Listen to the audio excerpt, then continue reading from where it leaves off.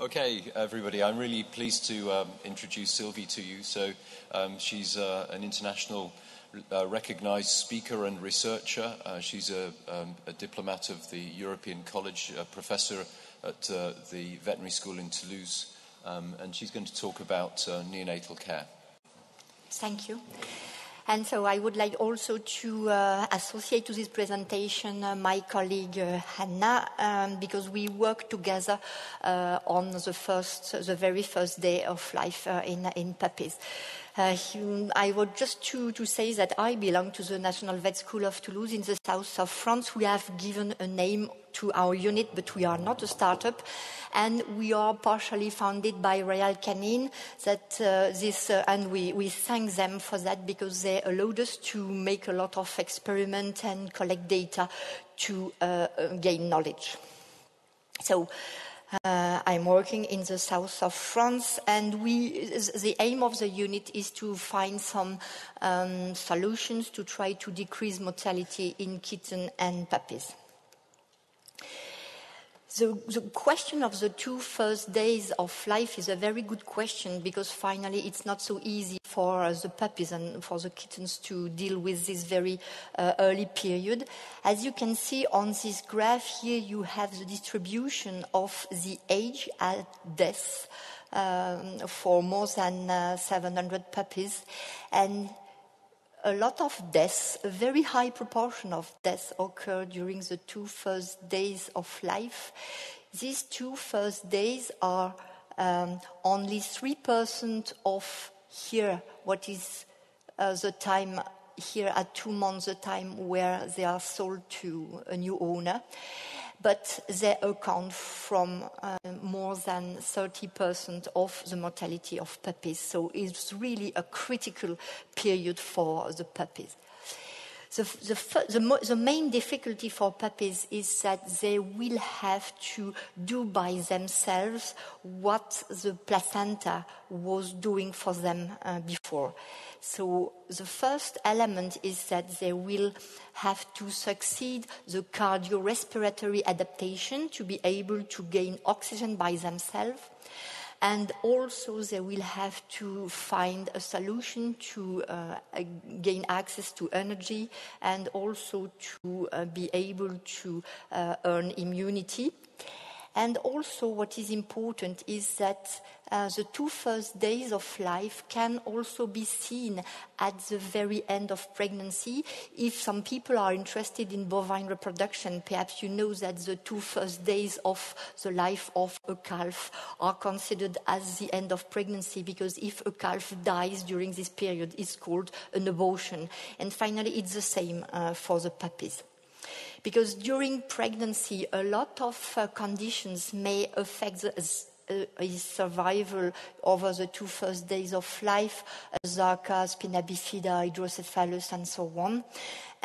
But the most interesting aspect of intrauterine life is birth weight, because birth weight is a reflect of intrauterine growth. And what is impressive in puppies is that some puppies are able to be born at a very, very low birth weight, and it is one of the main risk factors for neonatal and pediatric mortality, meaning the mortality either over the 3 first weeks or the 2 first months, or even during the 2 first days of life. But the main difficult point is that in the canine species we have a huge differences in the size, in the weight of adults. So it's very difficult to define what could be considered as a low birth weight.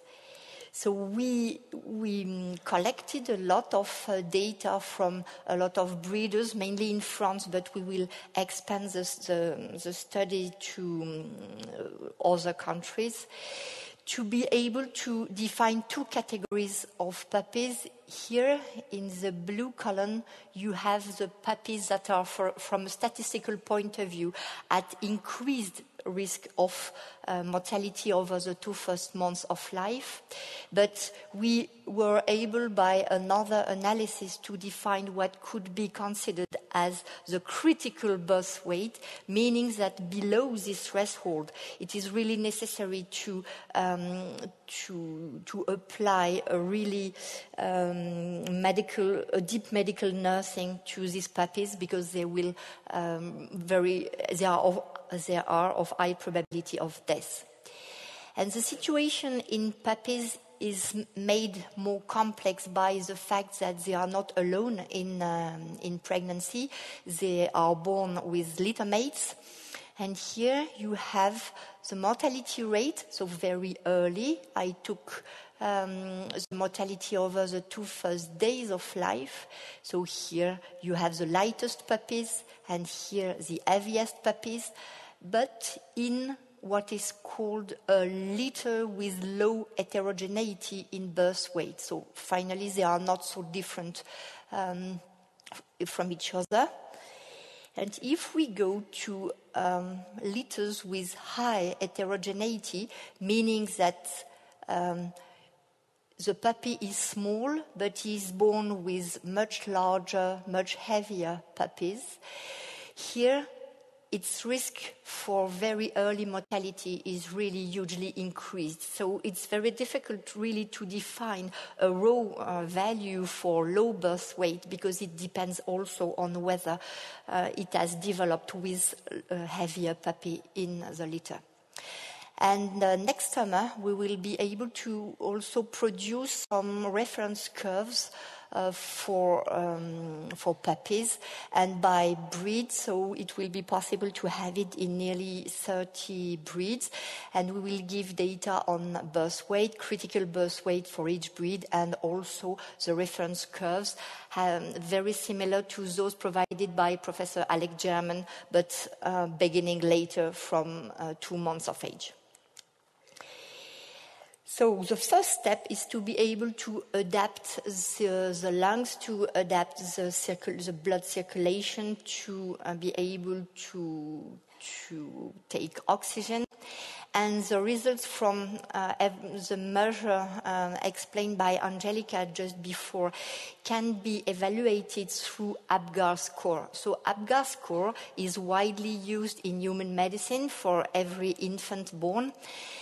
And it has been possible to adapt it for puppies. So you have 5 different criteria, and for each criteria you give a score, so either 0, 1, 2, and for the 5 different criteria you can give the score, and at the end you just make the addition between the 5 figures, and you get what is called the Apgar score of the puppy. And it is very interesting because it is highly predictive of the ability of early survival of this puppy. As you can see here, the threshold for survival is 7. If a puppy is below 7 for its Apgar score, it is of very, very low probability of survival.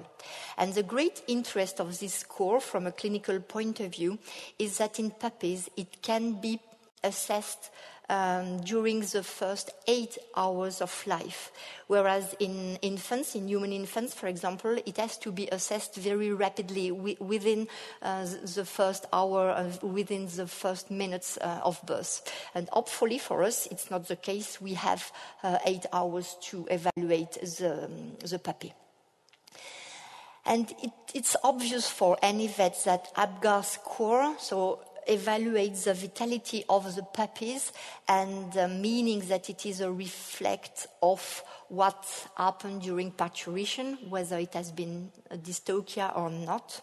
But indeed, the vitality of puppies is also a reflect of intrauterine growth. As you can see here, you have the lightest puppies, and here the heaviest puppies, and the Apgar score. What is obvious from this figure is that the critical Apgar scores are only in the lightest puppies, meaning that if they are not able to adapt to extrauterine life, it is also due to what they didn't get from pregnancy. It's an insufficient intrauterine growth. It's not just only a matter of the way they were born. Energy is also very important for the puppy because he has no more energy supply coming from the placenta, so he has to find a solution, and the only solution is to be able to crawl to the mammary gland and to be able to suckle and to be able to digest. So it's not so easy for an individual to realize the 3 steps. And energy is very important first for temperature maintenance, to get a normal glycemia, to ensure growth, and also to ensure digestion and suckling. These 2 functions are necessary to get energy, but if there is not enough energy, the puppy is not able to digest and to suckle. I will develop this later. So everything relies on whether they are able to ingest colostrum or not. And we are not really able to quantify the quantity of colostrum a puppy is able to ingest, but it is done indirectly by just weighing puppy at birth and at the age of 2 days. And with these 2 figures, it's possible to calculate something very simple, that is the growth rate. It's the percentage of growth between these 2 dates. And what you can see here is that if the growth rate is low, meaning that the puppy lost more than 5% of its birth weight, its risk of mortality, of neonatal mortality over the 3 first weeks of life is really markedly increased. And the reason why I insist of minus 5% is because in most vet textbooks, it's not the value that is given. Here you can see that it is written a 10% to 40% loss of pups is reported to be a normal loss. So it's not the case. It has to be limited to normally 0. A puppy is not supposed to lose weight between birth and the age of 2 days. And there is a combination indeed between the birth weight and the growth over the 2 first days of life. Here you have always the same system, the lightest puppies at birth. And here I just picture the growth rate over the 2 first days, meaning that these puppies here are the lightest, but they are also those with the lowest growth over the 2 first days. And you can see that they are of very, very high risk of death because 30% of them will die. But if you are able to find the solution and to provide them with energy, here you have the same lightest puppies, but in the group of very high growth rate over the 2 first days, meaning that in the group of low birth weight plus high growth after birth, it's possible to totally reverse the effect of low birth weight. So what is important finally is to oblige the puppy to eat in order, especially when they are very light at birth. And what is also very important to understand is the difference between low birth weight puppies and puppies with low growth rates, because it's not the same population. And indeed, the lightest puppies here are those that are spontaneously able to have a limited catch-up growth. So we really have to nurse specifically first the lightest puppy at birth, but also to diagnose a low growth rate and to take into account these puppies, to give them with specific care. From a clinical point of view, apart from growth rate over the 2 first days of life, there are also two other criteria to monitor puppies over the 2 first days of life. The first one is just to assay glycemia. It's very easy to do it with just a drop of blood. It's not necessary to perform a jugular puncture. And the threshold is 0.9 gram per liter, meaning that it's much higher than what it is written in most textbooks that says that a puppy is critical either between 0.5 or 0.7 gram per liter of glucose, and it's not the case. We have to react very rapidly. So meaning that the puppy seems to be very sensitive to hypoglycemia. Another criteria very easy to measure is just rectal temperature. You can easily assay it even in small breed puppies with a pediatric thermometer with a smooth tip. And the threshold here is written in degrees Celsius, but I converted it in Fahrenheit degree. So you have here the critical threshold for puppies. It's important to remember that until the 3rd week of life, the physiologic temperature of puppy is always below the one of an adult. And so it's totally normal, finally, for a puppy over the 2 first weeks of life to be as low as 35 degrees Celsius in rectal temperature. But what you can see on this graph is here you have the successful puppies with high temperature, high glucose, and so the lowest mortality rate. Finally, if they are able to maintain glycemia, even if they are cold, it's okay. But here, if you have a high temperature but a low glucose, the situation is not so good. So finally, the assay of glucose in newborns, it's a very, very interesting tool. And what is also important to understand that finally, the energy is really one of the most limiting factors for puppy survival. Whereas from a clinical point of view, if I would ask to my colleagues, they would say, okay, when a puppy dies, he dies from septicemia and bacterial colonization. Yes, they are true. The effective cause for death is bacteria. But the reason why bacteria are able to develop into the puppy's body is due to hypoglycemia, hypovolemia because they didn't suckle enough, hypothermia that allow bacteria to develop. So meaning that there is a difference between the apparent cause of death and the predisposing factor we could have fighted against. It's the same story with cannibalism or the crushing of the puppies by the mother. A lot of breeders come and say, this puppy is died but just because the mother has decided to sit on it. And it's the fault of the bitch. But finally, it's not so obvious.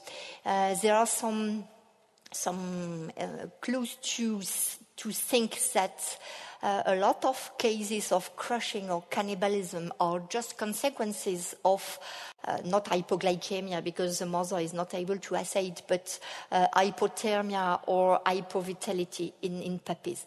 So there is a real difference between the apparent cause of death and everything here coming from a deficit in energy.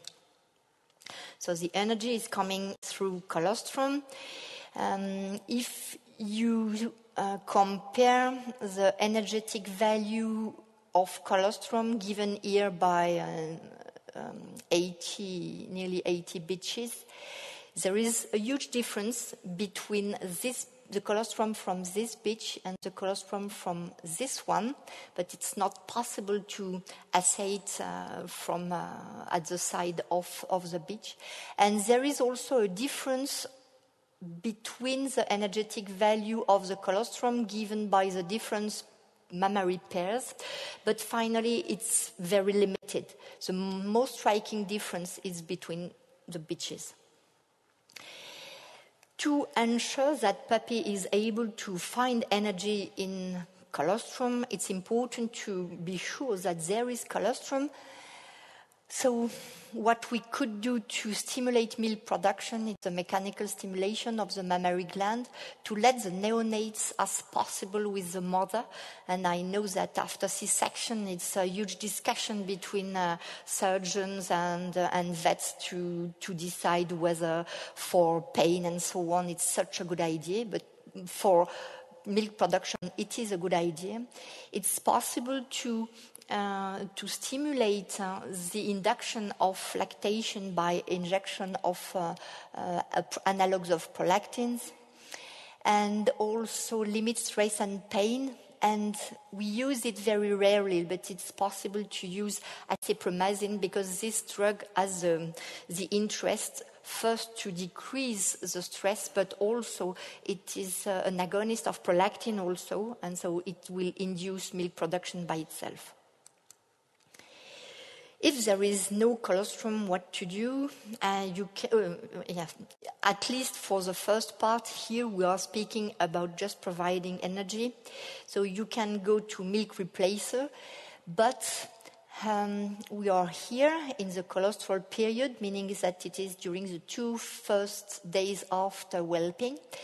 And you can see that the energetic value of canine colostrum is higher than the one given by a lot of milk replacers. So we just have to know, to be aware that it would be better to have canine colostrum rather than milk replacer, at least at the very early part of life. We try to supplement puppies very early with this sugar. It's the one that is used by people running for marathon. It's a carbohydrate, very easily digested by any organism, but by the puppies also. And so we have given maltodextrin very early in life, between 12 hours after birth until 48 hours after birth. And you can see that we increased the growth rate over the 2 first days of life. And what was much more interesting is that we decreased the proportion of puppies here at risk due to limited growth rate over the 2 first days. So it means that really energy is one of the limiting factors of survival for puppies.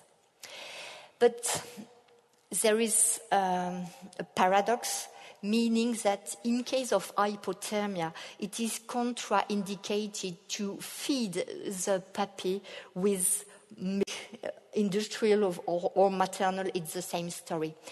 And the reason why is here, it's because below this threshold, the puppy is able to suckle, but the puppy is not able to digest the milk it has ingested, meaning that there will be a huge quantity of milk into the digestive tract, but the milk which stays there will allow the bacterial multiplication, but will not be digested.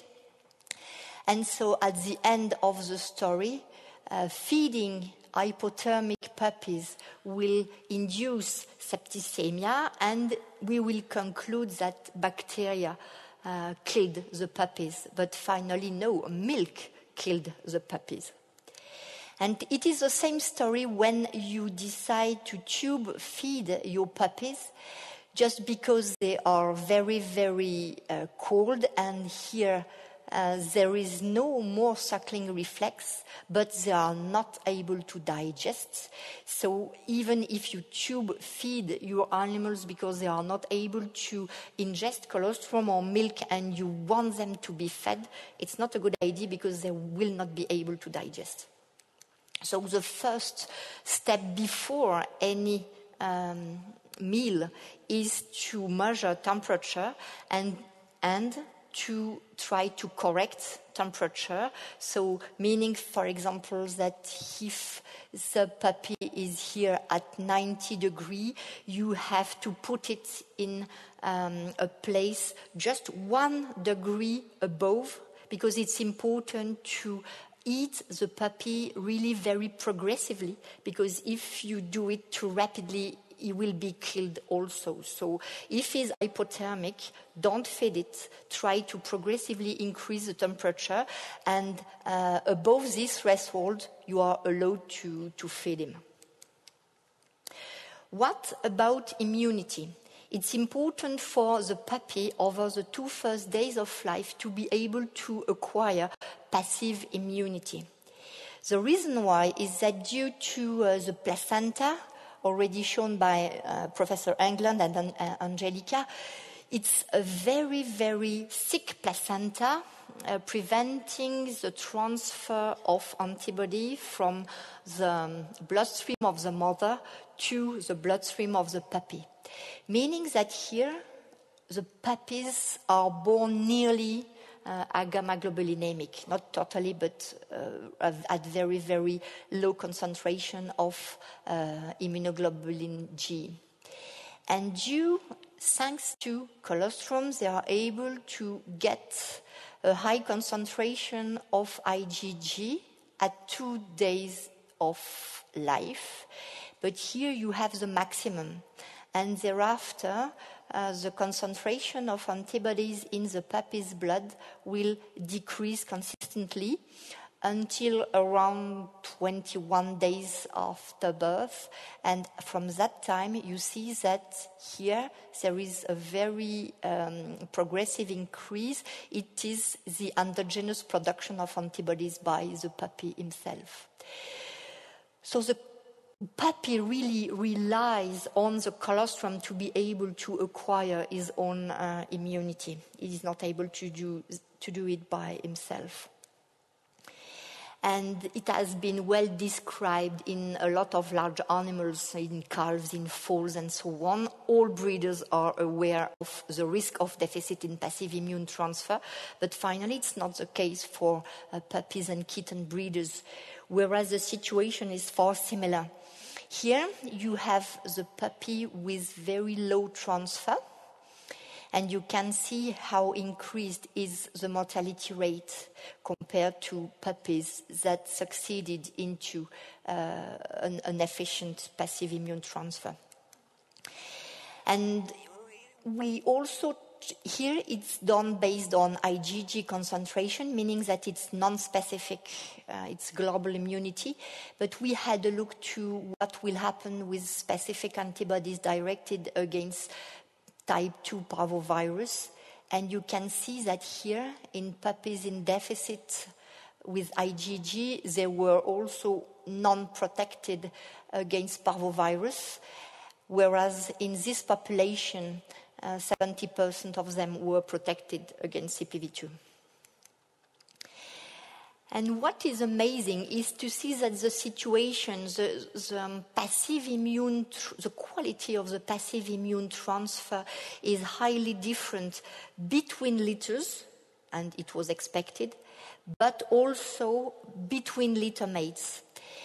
Here I choose 9 litters coming from the same kennel, and IgG was assayed in blood of puppies at day 2 of life.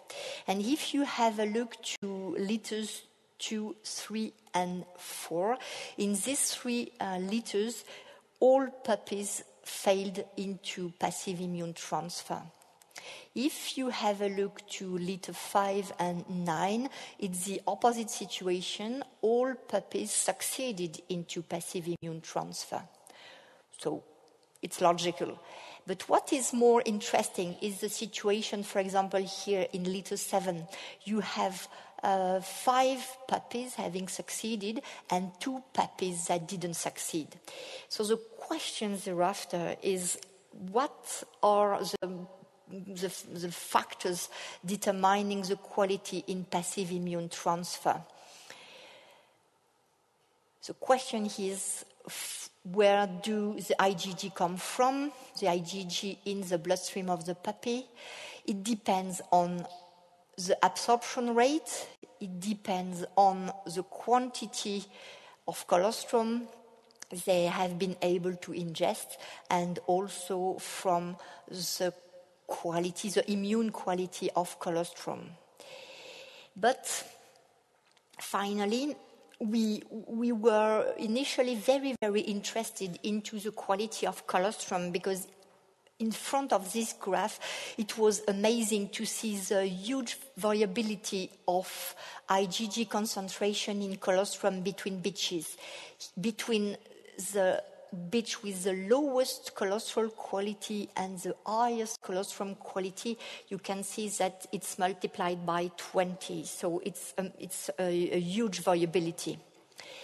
But thanks to calculation and by comparison with other species, we finally concluded that only puppies coming from these 3 bitches were at higher risk of deficit in passive immune transfer due to the quality of colostrum. So the take-home message is that at the end, there is not such a great importance of trying to improve the quality of colostrum in the bitch. We also describe that there is a huge variability between mammary pairs within the same bitch with a ratio of 2.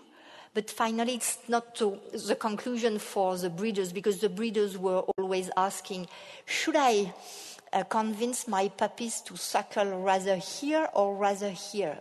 The conclusion is that it's impossible to give the answer, because in some bitches the best colostrum comes from M1, and in some others the best colostrum comes here from M5. So it's totally non-predictable and non-repeatable from a bitch to another. So there is no good answer to this good question. But rather than focusing on the quality of colostrum, what is important is to convince the breeders to pay attention to the time of first suckling and the time at which puppies are allowed to suckle colostrum. And the reason why is a very rapid closure of intestinal barrier in puppies. At birth, between enterocytes, you have huge space, and here you can see that there is no clear brush border, meaning that macromolecules to which belong immunoglobulins are able to cross either within the cell or between the cells, and they can reach the bloodstream very rapidly. But within the first hours of life, the differentiation of the enterocytes begin and the gap junctions are developing, meaning that very rapidly the intestinal barrier is closed. And we calculated the absorption rate for IgG in hours after birth. And what is obvious is that after 12 hours of life, there is no possibility for IgG to be absorbed by the puppy. And it is exactly the same for kittens. For kittens, it had been evaluated at 16 hours of life. So when you discuss with breeders, they are convinced that it's possible for the puppies to get antibodies until 2 days after birth. But obviously, it's not true. So it's urgent for a puppy to suckle. From a clinical point of view, it's not possible to assay IgG, so it was important to find means to indirectly evaluate passive immune transfer, and it's possible to be done by growth rate. Here you have puppies with weight loss, with weight gain over the 2 first days of life. Here, over this line, they have correct passive immune transfer, and here they are in deficit of passive immune transfer. And in red, you have the puppies died over the 3 first weeks of life. You can see that here in puppies that lost weight over the 2 first days of life, a huge proportion were in IgG deficit. Whereas when they were able to gain weight, they were nearly none, only one was in IgG deficit. So the conclusion is that early weight gain is important as a witness of energy intake, but also as an indirect evaluation of the quantity of IgG they were able to absorb. If you are happy with catalyst and such machine, it is also possible in puppies to do as is done in calves and in foals, to say gamma-glutamyl transferase activity, because it is also a good predictor of the quality of passive immune transfer. If we go back to the drawing, with the conclusion of septicemia is a very frequent cause of death, we can add the importance of deficit in passive immune transfer, allowing opportunistic bacteria to be responsible for death.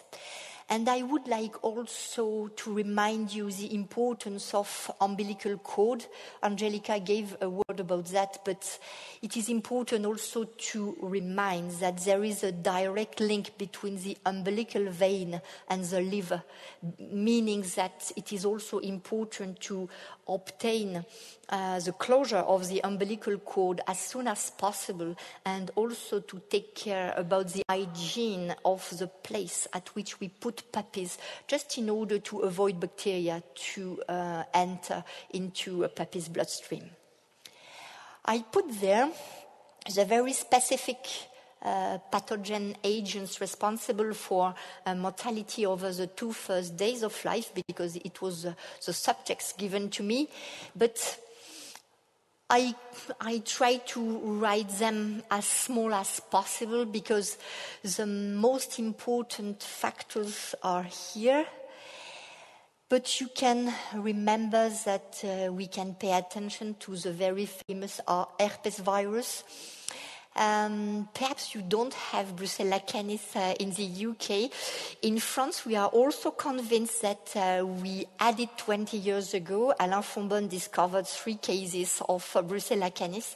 But I don't want to say anything about that, because Europe decided to organize a huge survey about Brucella canis. So I don't know what they have in mind, but perhaps some people are convinced that Brucella canis does exist also in Europe. But at least in France, when we try to identify it on neonatal mortality, at that time, we don't find it. If we don't have colostrum at the time puppies could ingest it, the alternatives are perhaps not so easy. We would like to be able to find antibodies. We have 2 solutions, either to find it in mammary secretion or in other secretion. If you try to go to bovine colostrum, it's not such a good idea. It's not efficient for the puppy. The best solution is to go to colostrum from another dam. And at that time, we are trying to evaluate the interest of pseudo-pregnancy secretions as colostrum replacer. It's efficient. They have a high IgG concentration, but right now we have to test this secretion with puppies to see whether they are able to absorb. And a lot of practitioners love canine serum or plasma administration. And Angelica already described that product is available on the market containing antibodies directed against parvovirus type 2 and herpes virus type 1, produced by hens. So they are very kind animals. You just have to vaccinate them against what you want, and they produce eggs with a lot of antibodies against what you want. And in that case, it was against CPV2 and against CHV1. And it is at that time marketed by Royal Canin under the name Puppy Protect. But I chose to develop canine serum administration because it's very frequently used by clinicians. And here you have experiments where serum was used as a colostrum substitute, meaning that the puppies didn't have access to colostrum. Here you have the passive immune transfer get by puppies having access to colostrum compared to puppies having access to oral serum. And here the threshold for passive immune transfer. In these publications, there is only the mean, no standard deviation, nothing. But what we can see is that the transfer with serum is not null, but it's really minimal. After injection, it's better, but I just would like to insist on the fact that if you decide to inject serum to a puppy, you can induce necrosis of the skin and going to the euthanasia of the puppies. So this solution is not such a good idea. And here you can also see that the passive immune transfer was non-sufficient. We tried something else. We gave serum to puppies having access to colostrum, to their mother, just to see whether it was possible to increase the quality of transfer and to decrease the proportion of puppies in deficit, but it didn't work. So finally, I'm not so convinced by the use of canine colostrum as a colostrum substitute. The best solution is to bank colostrum it is done in cows and in mares. It's very easy because it's easy to milk a bitch, but it has to be done between 24 and 48 hours after whelping because the IgG concentration in colostrum is dropping very, very rapidly. You freeze it, and thereafter, when you need it, you just have to sew it. But it's important not to sew it with microwave because you would destroy the antibodies. And the dose is as indicated here. So in conclusion, what can be done during the 2 first days of life is very important because this period is really critical and it is really very difficult for the puppies to adapt, meaning that at birth we have to take into account birth weight in order to take a special care of low birth weight puppy. We have to measure APGAR or to train breeders to measure APGAR. It's possible to, at 1 day of life, to assay glucose. At 2 days of life, we could assay IgG, but it is better to directly go to growth rate because it's much easier. So as explained this morning by Professor Alec German in Adulthood and Growth, the scale is really a very important tool for the vet. And so the take-home messages from this lecture, as it is important to feed newborns as much and as early as possible, and I am convinced that it would be important to train breeders to tube feed their own puppies because We very often see puppies in critical situations just because the owner was not able to feed them, or they try to feed with the bottle, the baby bottle, and finally there are some milk into the lungs and the puppy dies from bottle feeding. It's not so difficult. It has just to be. It's a training, so everything can be trained to breeders. Mind to hypothermia, especially during the time you are performing the clinical examination of the newborns. And so that's why we often use heated pads. It is also important to prepare the neonatal period as soon as before eats with deworming, vaccinations, ideal body condition score of the mother, and so on. To bank colostrum from previous whelpings, and also to organize the weight follow-up of the puppies. And I would conclude by just a question, because at that time I don't totally have the answer to that. The question is the maximal growth of the puppy the optimal growth for the puppy?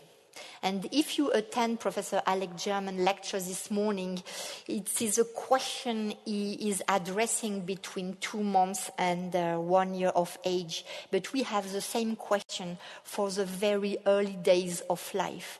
The question is, if you are at low birth weight, or if you are obliged to have a very high growth rate to survive, at the end, when the puppy will get adult, would it be predisposed to obesity? And the question came indeed from human medicine, because they have some element about that. And we performed recently an experiment on Labradors, and it is the case. There is a direct link between the low birth weight and an increased risk of obesity at adulthood. But right now, from a clinical perspective, the question is, okay, it's important to feed them, to make them survive, but what will happen later? At this stage, we don't know. And some books. Yours is also very good, but I was convinced that you would show it by yourself. But if you are interested in very early life, these 3 books are really, really very interesting. And also, if we want to contact us, we are at this email address. Thank you for your attention.